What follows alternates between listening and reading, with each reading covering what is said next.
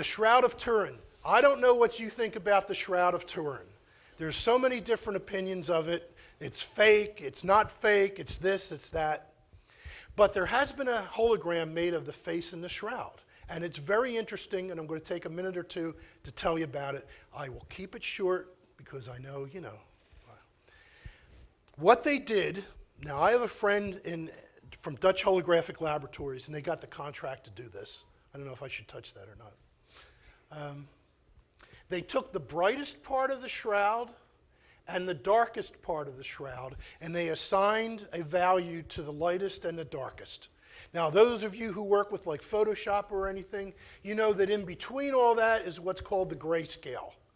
You know, I don't know, what is it, 256 levels of gray or something like that that runs in between. But they didn't want grayscale. They took it from the original photographs. And the original photographs are already grayscale, right? It's a photograph. So what they did is they converted grayscale to depth scale. So each level of grayscale now became a level of depth. And then they fed it into a holographic printer that was invented by Walter Spearings of Dutch Holographic Laboratories. And when the hologram came out and they looked at it, the face was three-dimensional. It was a 3D face. And that's really incredible. And I'm telling you that as someone from, I mean, Jesus Christ is my Lord and Savior, whether the shroud's a shroud or whether the shroud's a tablecloth. Doesn't make any difference to me.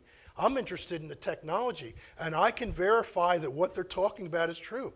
There is three-dimensional, whatever that is, whatever the shroud is, there's three-dimensional information that's encoded within that shroud. Now, it doesn't tell us who was under the shroud. I don't know if it was anybody or whether it was a statue or what took place. But considering how far back, I mean, some of the naysayers say that it was 1300 or something like that. But even if it was 1300, who in the 1300s would know to do that and put that information in there that in the 21st century we'd be using massive computer technology to decode the dimensional information in it? They wouldn't have been doing that in the 1300s. They were going to the bathroom in the street in the 1300s. They weren't doing anything like this. So what you see with the shroud, there's two of these faces of the shroud in the United States. One's at St. Patrick's Cathedral in New York on display year-round, and I have one of the other ones, and it's here with me today. So you can get a chance to see that. That's part of my collection.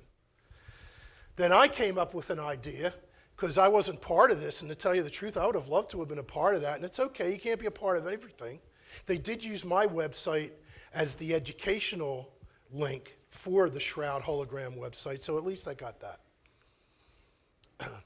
Now, it was taken from the original Shroud photographs.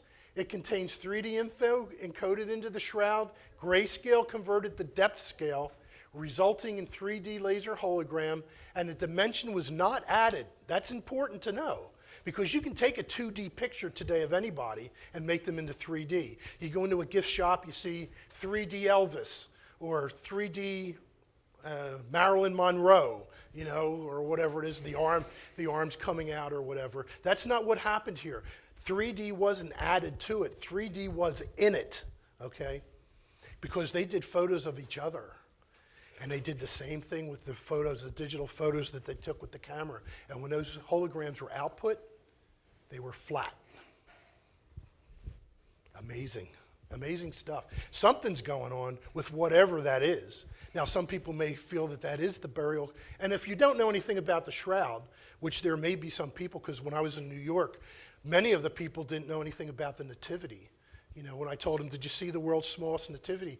Do you know what a nativity is? And they would say no. So I'd have to, you know, explain to them. The shroud, for those who have never heard of it, and I know many think that it's the burial cloth of Jesus Christ. Many do not.